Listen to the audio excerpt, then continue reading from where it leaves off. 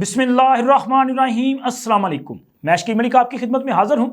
عمران خان کے وکیل اور تحریک انصاف کے رہنما انتظار حسین پنجوتا جو کہ تقریباً 20-25 دن تک غائب رہنے کے بعد اچانک سامنے آئے ہیں، اور ان کی بازیابی بڑی ڈرامائی صورت میں سامنے آئی ہے کہ ایک گاڑی کو پولیس ناکے پہ روکا گیا، گاڑی میں سوار افراد نے گاڑی بھگائی جس کا پیچھا کیا گیا، فائرنگ ہوئی، پھر اس کے بعد نامعلوم افراد گاڑی اور بندہ چھوڑ کے بھاگ گئے، اور جب گاڑی میں سے بندے کو نکالا گیا تو وہ انتظار حسین پنجوتا صاحب تھے، اور ان کی جو ویڈیو سامنے آئی ہیں وہ بڑی خوفناک قسم کی ہیں، بڑی دردناک ہیں۔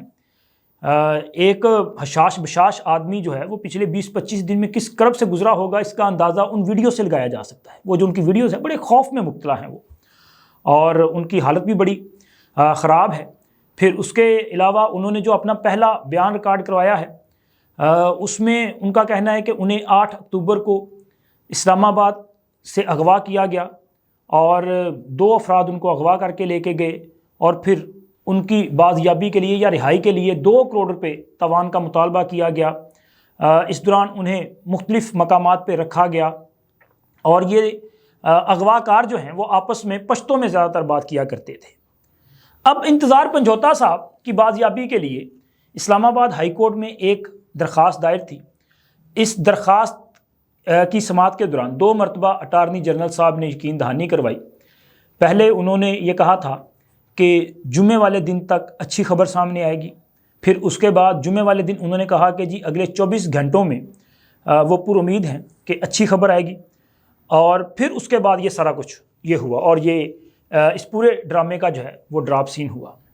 اس کا مطلب یہ ہے کہ انتظار ختم ہو گیا، یعنی کہ انتظار پنجوتا صاحب تو آ گئے، لیکن اس پورے ڈراپ سین نے کئی سوالات کو جنم دیا ہے جو کہ پہلے بھی موجود تھے، لیکن اب ان میں مزید اضافہ ہوا ہے۔ یعنی کہ انتظار ختم ہے لیکن سوال ابھی باقی ہیں، اور سوالوں کے جواب بھی آنا باقی ہیں۔ جب تک ان سوالوں کے جواب سامنے نہیں آئیں گے تب تک یہ گتھی سلجھے گی نہیں، بلکہ مزید الجھتی چلی جائے گی۔ ایک تو یہ ہے، انتظار پنجوتا صاحب جو ہیں وہ کوئی بہت بڑے نامور وکیل نہیں تھے، لیکن ایسے وقت میں کہ جب عمران خان کے کیسز کوئی وکیل لینے کے لیے تیار نہیں تھا تو پنجوتا برادران کی انٹری ہوتی ہے، وہ عمران خان کے کیسز میں عدالتوں میں پیش ہوتے ہیں، اور پھر عمران خان کو ریلیف بھی ملتا ہے۔ اور جب کوئی بھی وکیل جو ہے وہ کیس جیتتا ہے تو ظاہر ہے پھر اس کے بعد وہ وکیل جو ہے وہ خبروں کی زینت بنتا ہے، اور پھر ہائی پروفائل کیسز میں تو آپ کو پتہ ہے کہ کس طرح سے خبریں جو ہیں وہ بنتی ہیں، اور پھر تحریک انصاف اور عمران خان کے کیس ہوں اور ان پہ جو ہے وہ سوشل میڈیا پہ خاموشی ہو، یہ ممکن ہی نہیں ہے۔ اب عمران خان کے کیسز اور ان کے وکیل پنجوتا برادران یہ چند ہی دنوں میں بڑے پاپولر ہوئے، اور یہ نامور وکلا کی فہرست میں تقریباً وہ جو ٹاپ کی لیئر ہے اس میں انہوں نے جگہ بنائی۔ لیکن جیسے ہی انتظار پنجوتا صاحب غائب ہوتے ہیں یا اغوا ہوتے ہیں، لاپتہ ہوتے ہیں 8 اکتوبر کو، تو اس کے بعد پہلے تو تحریک انصاف کی طرف سے ایک خاموشی، اس کے بعد ایک درخواست، اور درخواست میں بھی آپ دیکھ لیں کہ اس دوران نہ تو تحریک انصاف کے کسی اہم رہنما نے کوئی بڑی سخت بات کی ہو، کوئی دھمکی شمکی دی ہو، کوئی احتجاج کیا ہو، کچھ بھی نہیں، صرف ایک رسمی کارروائی چل رہی تھی کہ جی انتظار پنجوتا صاحب کو بازیاب کروایا جائے، فری فار انتظار پنجوتا، یہ ہلکی پھلکی وہ جو موسیقی ہوتی ہے نا وہ چل رہی تھی، اس سے زیادہ کچھ نہیں تھا۔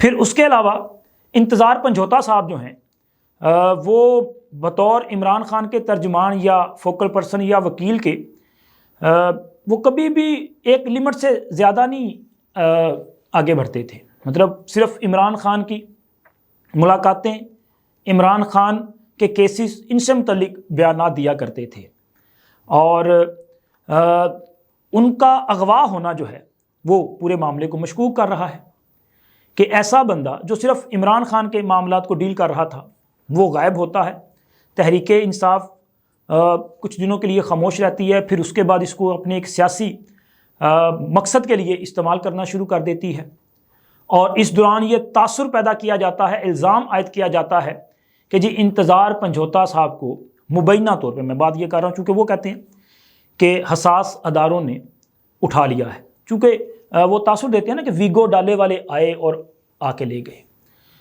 اب جب انتظار پنجھوتا صاحب کی بازیابی ہوتی ہے اور اس کے بعد بھی تحریک انصاف والے یہی پروپیگنڈا کر رہے ہیں اور یہ الزام لگا رہے ہیں کہ انتظار پنجھوتا صاحب جو ہیں وہ حساس اداروں کی تحویل میں تھے اور اب انہیں بدترین تشدد کا نشانہ بنانے کے بعد چھوڑ دیا گیا ہے۔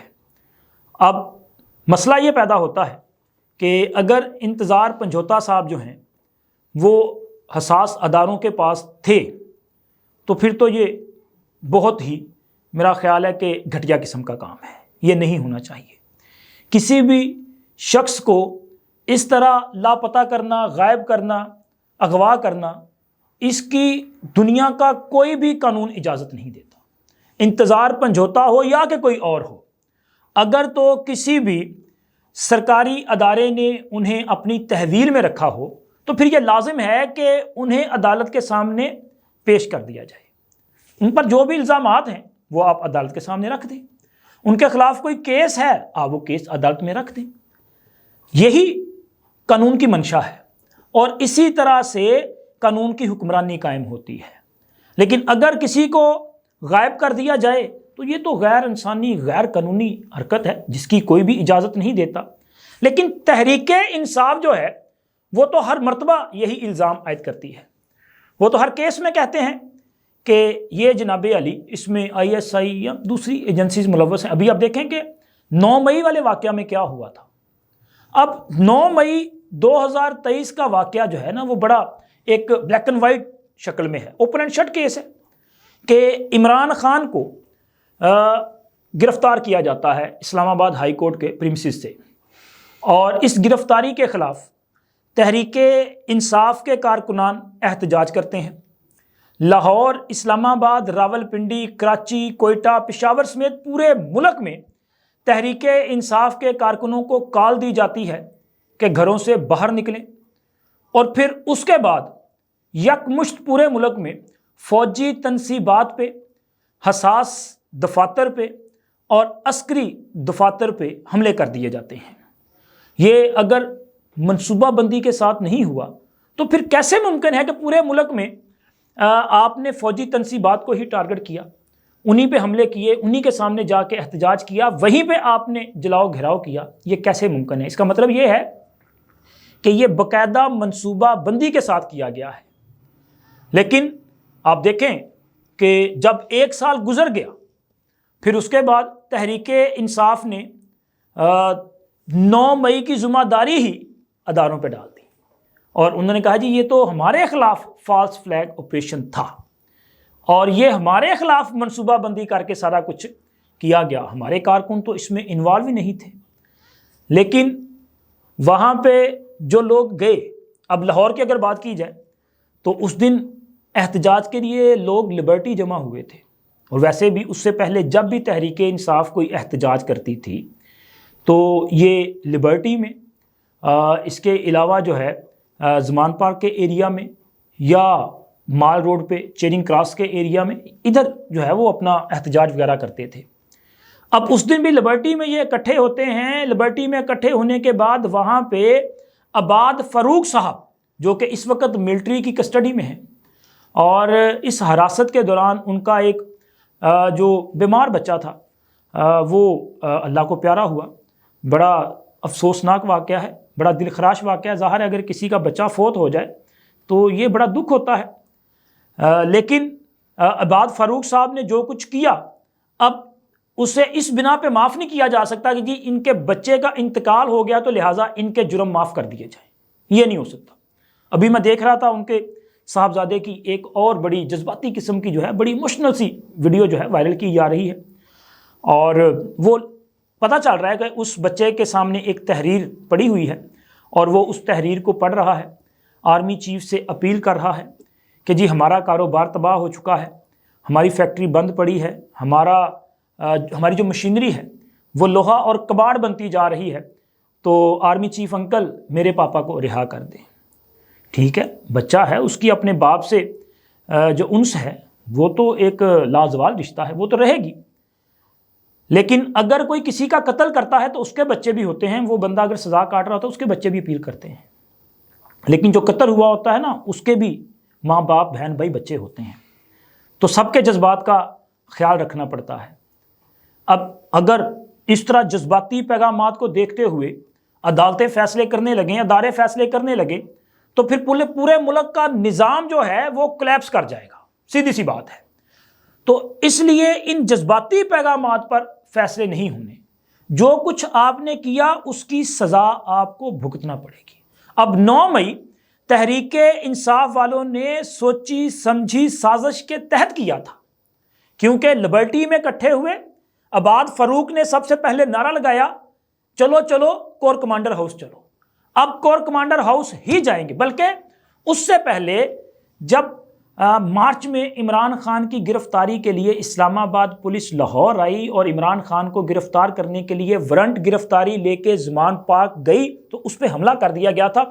اس وقت میں نے خود، چونکہ اس پورے واقعہ کو میں رپورٹ کر رہا تھا، ایز اے رپورٹر میں نے اس کو کور کیا، تو وہاں پہ تحریک انصاف کے کارکنان یہ نعرے لگا رہے تھے کہ عمران خان ہماری ریڈ لائن ہے.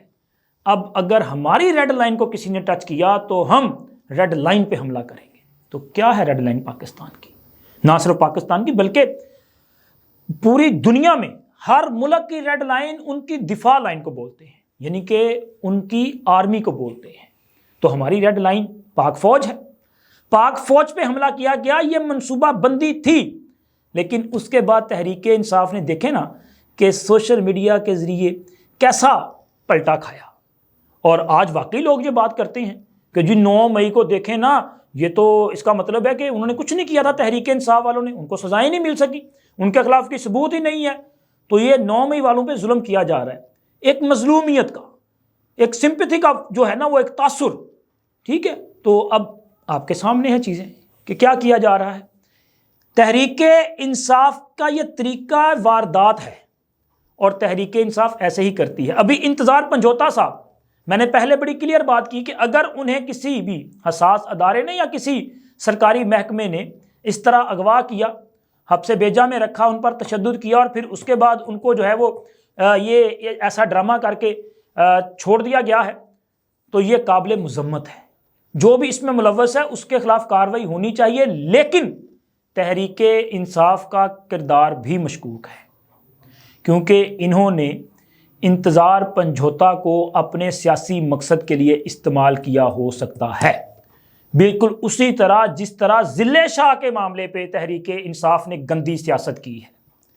ضلع شاہ جو کہ لاہور کا ایک ملنگ ورکر تھا، درویش تھا یار، ٹھیک ہے، اس کو عمران خان سے محبت تھی، کوئی بات نہیں ہے. ضلع شاہ کو ایک تحریک انصاف کے رہنما نے اپنی گاڑی کے نیچے کچل دیا، پھر اس کے بعد اس گاڑی میں اسے ڈالا اور سروس ہاسپٹل لے کے گئے. یہ سی سی ٹی وی فوٹیج موجود ہے. یہ سی سی ٹی وی فوٹیج جو ہے پریس کانفرنس میں پوری دنیا کے سامنے رکھی گئی ہے. اور وہ جو گاڑی کا ڈرائیور تھا، وہ جو گاڑی تھی وہ تحویل میں لی جا چکی، گرفتار وہ ڈرائیور کیا جا چکا.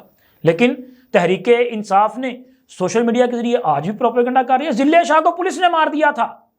اور اسی طرح انتظار پنجوتا والے معاملے کو بھی یہ اپنے سیاسی مقصد کے لیے استعمال کرنے کی کوشش کر سکتے ہیں. اس لیے اس معاملے کی مکمل انویسٹیگیشن ہونی چاہیے.